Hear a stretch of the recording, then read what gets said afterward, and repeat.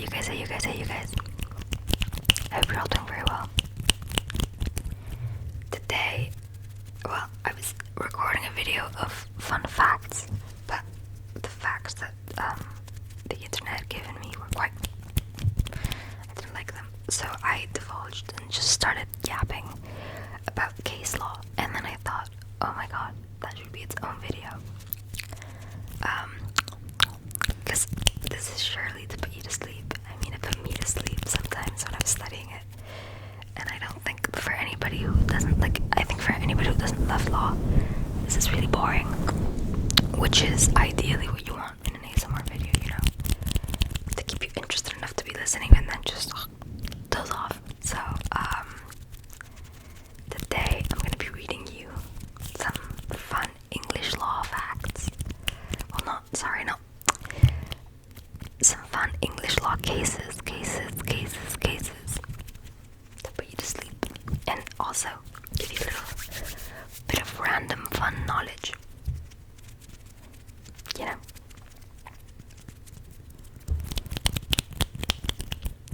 These are some of the most famous cases, and also my tummy just growled, and also some of my just personal favorites. Also, completely off topic, but this jumper smells so good and it's so soft. It just came out of the dryer and it's the best thing ever. So, without further ado, let's start. So, the first one is one of my favorite cases. It's always, for some reason, the one I remember the first. I think it might have been, honestly, the first one I studied. Or the second one. So, I remember it quite fondly. And I'm sure it's gonna put you to sleep. It's called Smith v. Hughes. And it's from 1870, I think. Let me check, actually. Yeah, 1870. Which is crazy. And what's even crazier is that it's still good case law. It is still, in fact, a citable precedent. It hasn't been overwritten or anything of the sort. It's surely been expanded on and been added to, but it's still good case law. So the facts are as follows. The complainant, Mr. Smith, was a farmer. And the defendant, Mr. Hughes, was a racehorse trainer. Crazy jobs, you guys. So Mr. Smith, as we all know, the farmer, brought Mr. Hughes a sample of his oats. And as a consequence of what he had seen, Mr. Hughes ordered 40 to 50 quarters of oats from Mr. Smith at a price of 34 shillings per quarter. To begin with, 16 quarters of oats were sent to Mr. Hughes. When they arrived, he said that the oats were not what he had thought they were. As he was a racehorse trainer, and he needed old oats, as this was what the horses had for their diet. The oats that were sent to Mr. Hughes were green oats, the same type as the initial sample. Mr. Hughes refused to pay Mr. Smith for the delivery and the remaining order. So, Mr. Smith argued that Mr. Hughes had breached the contract. Remember, Mr. Smith is the farmer, and Mr. Hughes is the racehorse guy. Mr. Smith argued that Mr. Hughes had breached the contract, as he had not paid for the delivery. In future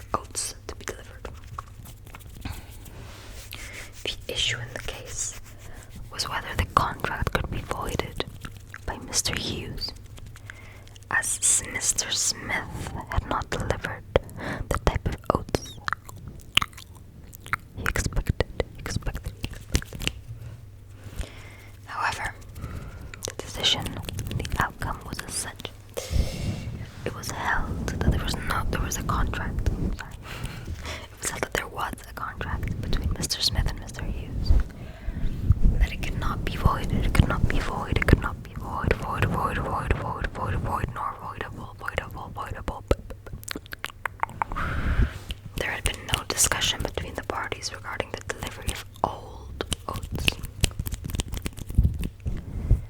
And an objective test revealed that a reasonable person would expect the sale of good quality oats in a similar contract. There was no express discussion of old oats. And here's where the case hinges on. This is what made the decision. It's that the sample that Mr. Hughes was given gave him the chance to inspect the oats. If he failed to do so, or inspected them and then said, okay, this is good enough, despite them not actually being what he wanted, that's his own fault. Therefore, it's an example of what we call caveat emptor, which is old Latin. Fancy words that just mean buyer beware, buyer beware. If I tell you I'm selling you apples, and I give you a sample of an orange, and you say, okay, slay, good, and then you get delivered oranges, you can't reasonably be upset when you already saw that I was lying to you in the sample. Does that make sense? I'm sure it does. It's a very simple case. Funny little case. I always find it very amusing that pillars of contract law as important as buyer beware lie on this stupid little case of horses and oats from 80 and 70. That's crazy. Now, the next case is one of my favorites. It's from tort law was one of my favorite subjects. It's the one I did best in.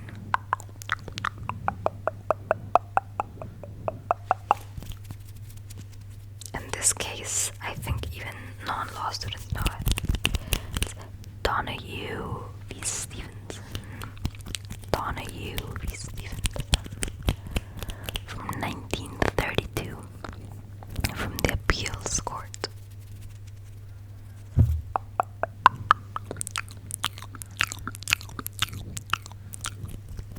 It is possibly the most important case ever. I love this case so much. It sets the foundation for the doctrine of negligence, and it lays out the principles of the duty of care. Now, negligence took up, honestly, half of my second year law.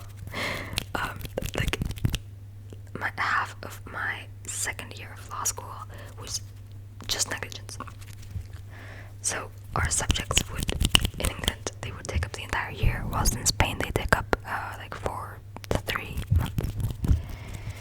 So I was 6 months of my life just doing negligence because it's so long and so complex. So just bear in mind that after this case came a bajillion other cases that changed everything. And then there's also medical negligence, which was my favorite, and all sorts of negligence. So you've been warned. But the facts in this case are quite goofy. So, oh, my back hurts. What the hell? Sorry. On August 26th of 1928. I'm gonna do some soft-spoken now. I hope it's not too jarring. On August 26th of 1928, Mrs. Donoghue's friend bought her, a ginger beer. I've never had ginger beer, but I've heard a lot about ginger beer.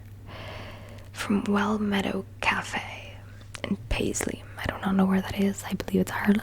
I'm not sure.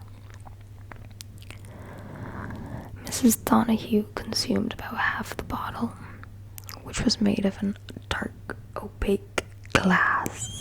You know, like the beer glass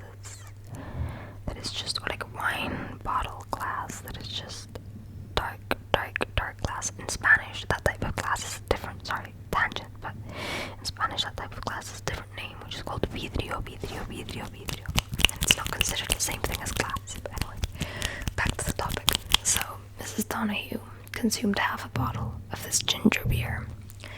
And the ginger beer was made of the ginger beer was in a bottle that was made of a dark, opaque glass. However, much to her chagrin and surprise, when the remainder of the contents were poured into a tumbler, the decomposed remains of a snail floated out. Disgusting. A non-pleasant surprise. Now, this is 1928, so the seeing of the snail remains float up top caused her alleged shock, which is, I mean, I would be shocked too, and severe gastroenteritis, which means, for those who don't know, which I doubt anybody doesn't know what gastroenteritis means, it means she was expelling liquids from the top and from the bottom of her body. Beautiful. Now, Mrs. Donoghue was not able to claim through breach of warranty of a contract.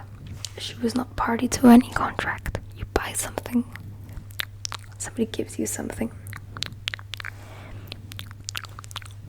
I mean, I guess you could nowadays allege you were a third party to that contract, but honestly, this was 1932, guys. No. So, she could not claim any sort of contract breach or breach of warranty because she was not party to any contract. Therefore, she issued proceedings against Stevenson, the manufacturer of the bottle, and it snaked its way up to the House of Lords.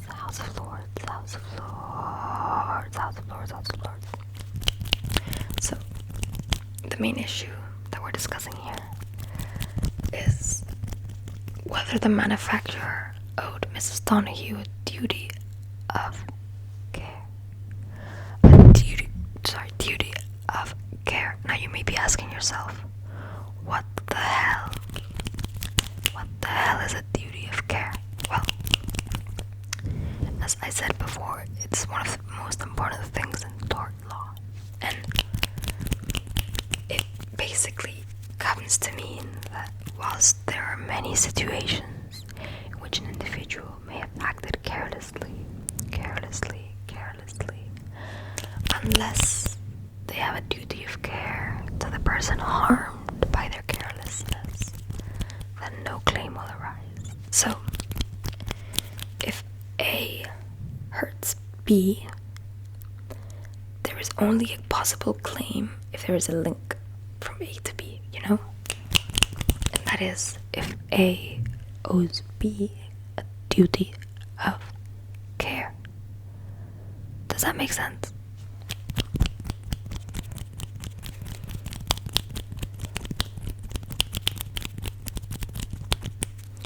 Duty of care can be avoided by, honestly, disclaimers.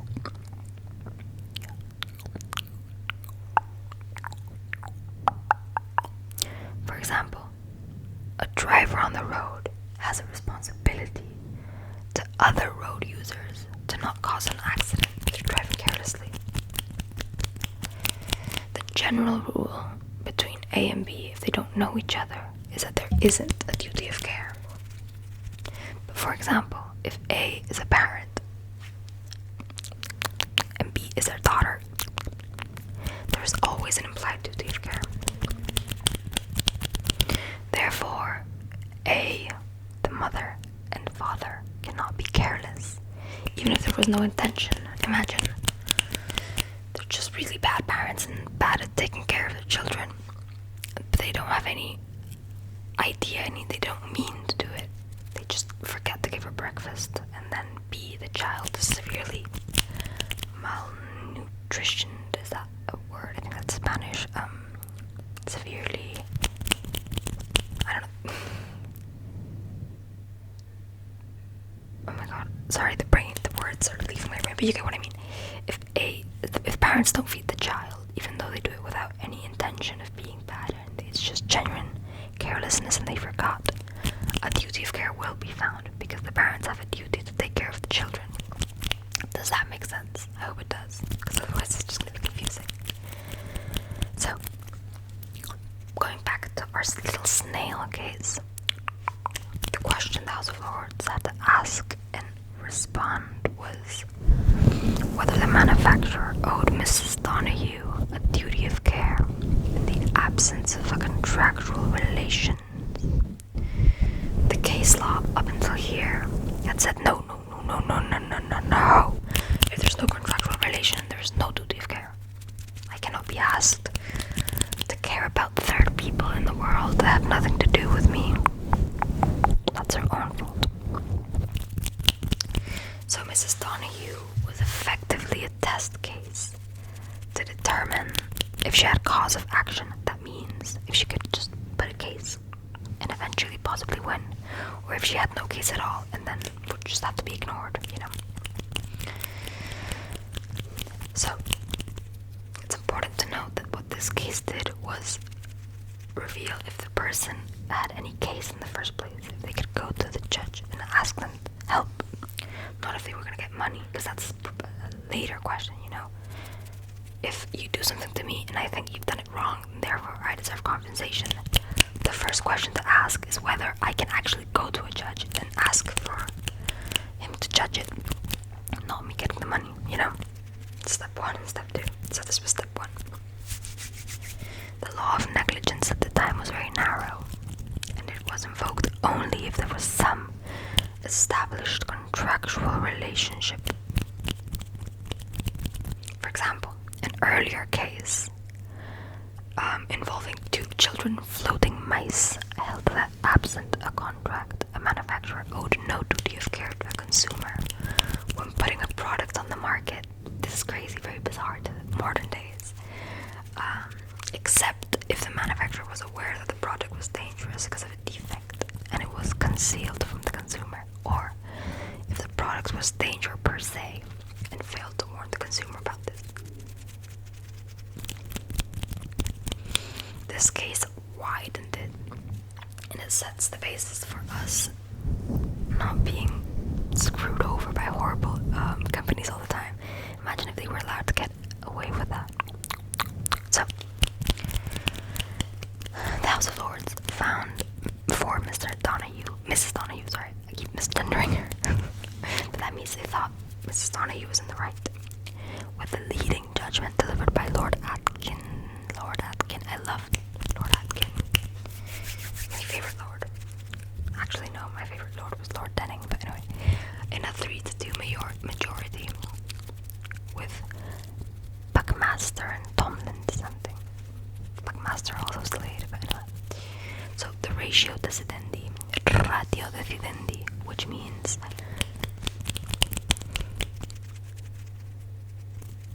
the motives and the rationale behind the judgment, the decision, is not straightforward. Indeed, it could be interpreted as narrow as to establish a duty not to sell opaque bottles of ginger beer containing the decomposed remains of a dead snail to Scottish widows. However, we decided to read it a little bit more broadly, because what are the odds of that thing ever happening again? So read more broadly, the decision has several components. First, negligence is distinct and separate in tort. Second, there does not need to be a contractual relationship for a duty to be established. And third, very importantly, manufacturers owe a duty of care to the consumers who they intend to use their product. Very good. And despite all of this, the primary outcome of Donoghue, which is what it's become most known for, is the further development of what we call the neighbor principle. who said, "The rule you are to love your neighbor becomes in law. You must not injure your neighbor." And the lawyer's question, therefore, is, "Who is my neighbor?" Which receives a restricted reply. You must take reasonable care to avoid acts or omissions which you can reasonably foresee would be likely to injure your neighbor. That makes so much sense. You must take reasonable care to avoid acts or omissions which you can reasonably foresee would be likely to injure your neighbor. Who then, in law, is my neighbor? Well, the question's answer seems to be persons who are so closely and directly affected by my act that I ought reasonably to have them in contemplation as being affected when I am directing my mind to the acts or omissions which are called in question. Does that make sense?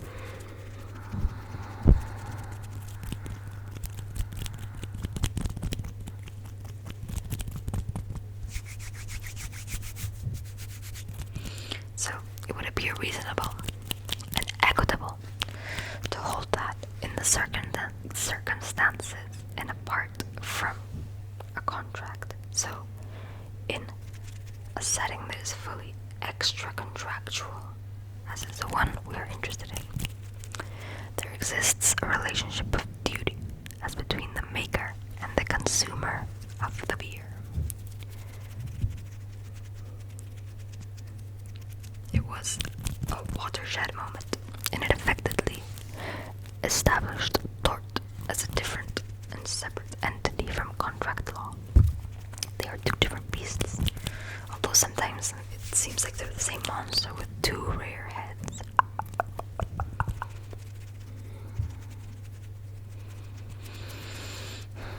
And now, I wanted to read more of them, but actually this is getting quite long. We're finishing with one of my, this was actually, I remember the first case I ever read, so if I called one of the other ones the first one, they were one of the first. This is the first case I ever read, and it's my first seminar I ever versed on. Well, we didn't call them seminars, what did we call them? Tutorials, yeah. So, this is Carlill v. Carbolic Smoke Ball, and it's from 1893. It's one of the most important cases in contract law. So, picture 1893 London, right? The defendant, the Carbolic Smoke Ball Company.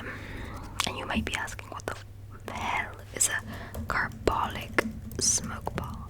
Well, the case explains it, I think, and if not, I'll have to show you. But it was basically like, it was something that you'd smell and it would give instant relief to hay fever and influenza. Let me read the case and then I'll show you the picture. So, the defendant, the Carbolic Smoke Ball Company, placed an advertisement in a newspaper for their products. This is very important. Stating that any person who purchased and used their product but still contracted influenza despite properly following the instructions would be entitled to an 100 pound reward.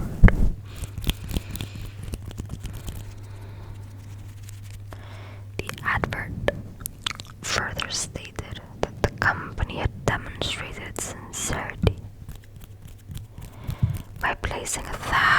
£1,000, in a bank account to act as a reward. The claimant, Mrs. Carlill, thus purchased some smoke balls, and, despite proper use, contracted influenza. So, naturally, she attempted to claim the £100 reward from the defendants.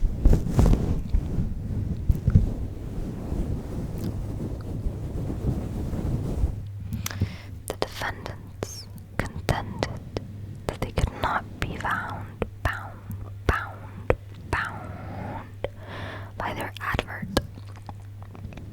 as it was an invitation to treat rather than an offer, on the grounds that the advert was mere puff,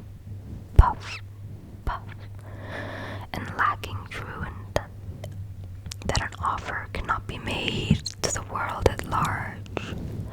An offer cannot be made to the world at large. The claimant had not technically provided acceptance.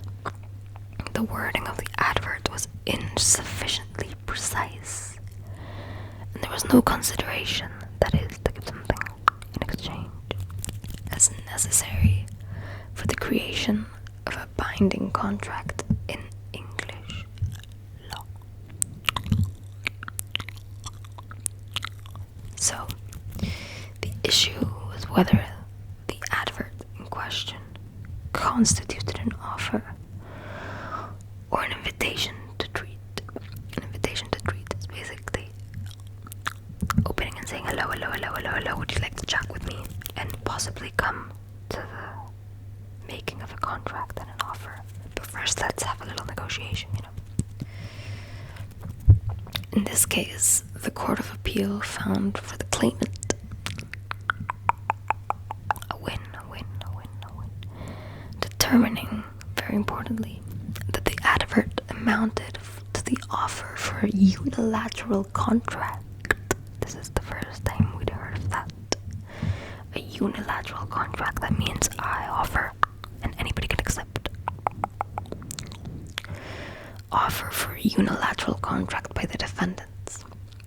In completing the conditions stipulated by the advert, Mrs. Carlill provided acceptance. The court further found that the advert's own claim to sincerity, remember they talked about the £1,000 in the bank, negated the company's assertion of lacking intent. An offer could indeed be made to the world. Wording needed only be reasonably clear to imply terms rather than entirely clear.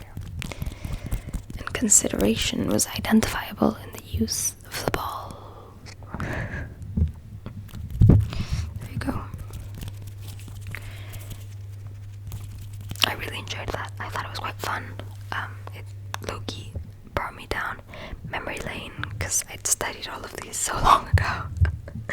But it's fun, and I am a nerd, so I find them quite interesting. But if you don't find them interesting, that's half of the point, because it's an ASMR video, so it's supposed to put you to sleep.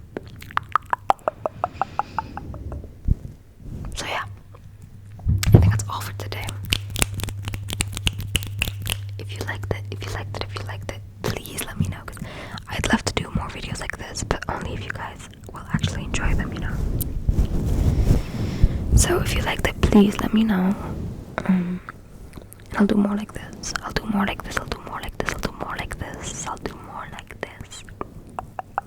Maybe I'd even do Spanish law, but Spanish law is much boring. It's much more boring. Because we don't have so many fun cases as in England. So yeah. If you like this, please let me know. I'll do more of them. This is really fun for me.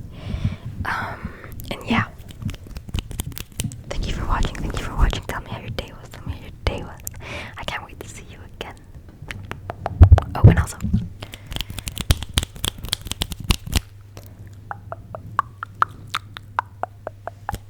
today's secret word is wigs, because I'm thinking of all the UK judges with their silly little wigs. Have you worn wigs? Will you ever wear wigs?